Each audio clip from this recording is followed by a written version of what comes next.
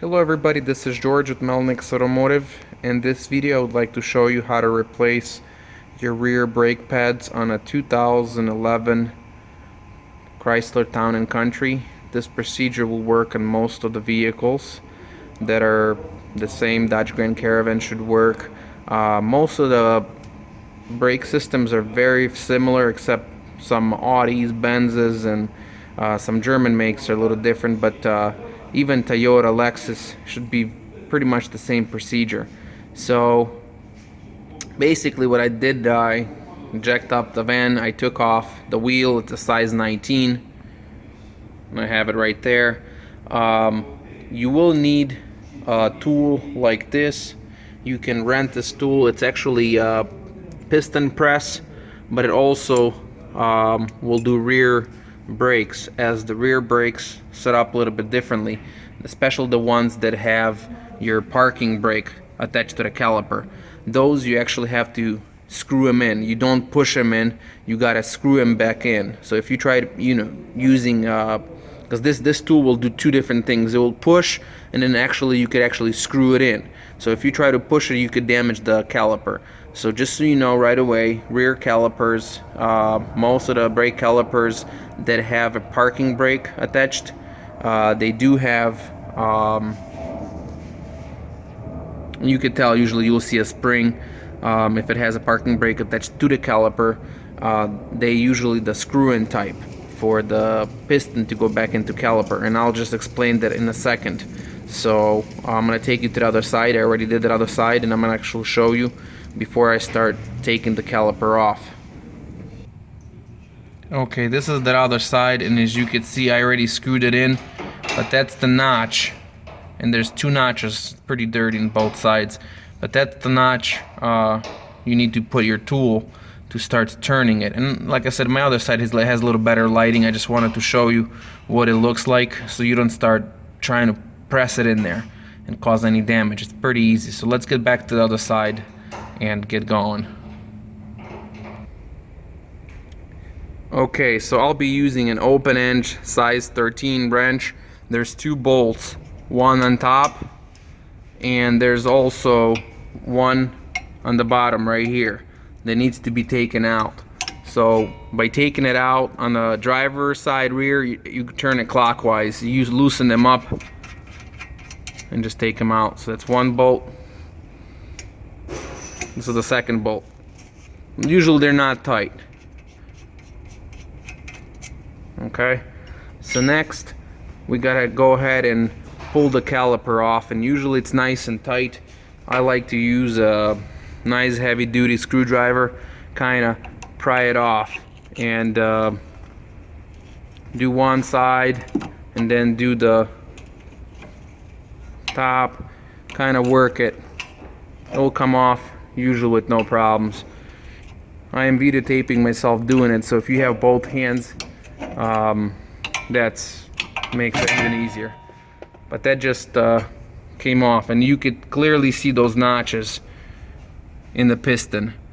So if you see those notches in the piston, that's a clear sign. Do not press it back into the caliper. That's a screw type, and you're gonna turn it clockwise, and I'll explain that just in a second, how to do that. So as you can see, my pads are pretty much worn out, and usually you can use your hand to pull it out. So I just pulled it out. You could see that there's not much of a pad left compared to a new one. So I actually bought the lifetime warranty pads, ceramic golds. Apparently they're not supposed to squeak as much as the original ones, or semi-metallics, and they don't make a lot of brake dust. At least that's what they say. So we do have a new clips and stuff like that. As you can see, my original clips, they're not as in a good shape, so we will go ahead and replace those. And there's an inner pad, and you always want to go ahead and check, make sure the pins, they slide very easily, and this is the bottom pin. As you can see, it slides pretty easily. That is the reason. If you look at my pad, this is one pad. You can see how it's worn. and my other pad's still in there, but they worn evenly. That tells me I have a very healthy brake caliper, because usually if these pins, if they just stuck at one, if they're seized and they just stuck in like this and they're not moving, what would actually happen, it will not wear your pads evenly. So you will put new pads in there, and a couple months later you'll be replacing them again. I personally like to use anti-seize lubricant, this stuff here, to grease my pins, and to also grease the edges of my pads, just the ends of them, so they don't seize up and they slide nicely. And I also like to put a little bit on top of my clips, inside my clips, just a tiny bit, so they spin nice and free. So what I'm actually gonna do right now, I'm actually gonna go ahead and pull my other pad out, and my other pad is a little bit stuck in there, so I'm gonna try to use a screwdriver just to kind of pry it open and out. As you can see, this is my inner pad. I end up using a screwdriver to pry it out. There was hardly any life left. And the difference with inner and outer pad is this clip. So this one right here is the inner clip, inner pad. And what actually happens once it starts wearing out, and once the rotor reaches this clip here, it starts squeaking. So that's when you know you have pretty much bad brakes. But I don't usually like to do that. I don't like driving my vehicles till that point, because what happens, it starts scratching the surface of the rotor. Right now my rotor seems to be in pretty good shape. It's not warped, there's no pulsation on the highway. I still have plenty of thickness on here, so I'm not gonna go ahead and replace the rotors. But if you do have to replace the rotors, there's 2 more bolts in the back, and this is it right there, and there's one on the bottom. You just take this caliper bracket off and the rotor pulls right out. So let me show you how to get that piston back inside a caliper with this tool here. We're going to be using the extension plate number 6, and that basically, these 2 pins here, they'll go into those notches, and we're going to turn them clockwise. It probably takes 15, 16, 17 turns before we get the caliper back, the piston back into the caliper. Okay, as you can see, those are the notches in my piston, and this is my tool here. This tool will do 2 jobs. It will actually press if you want it to press, and it could turn. So basically, I'm gonna put it in there. I'm gonna lock into the notches just like this, and I'm gonna, once it locks into those notches, you just turn it clockwise like this. And once I'm turning it clockwise, it will drive the piston back into the caliper.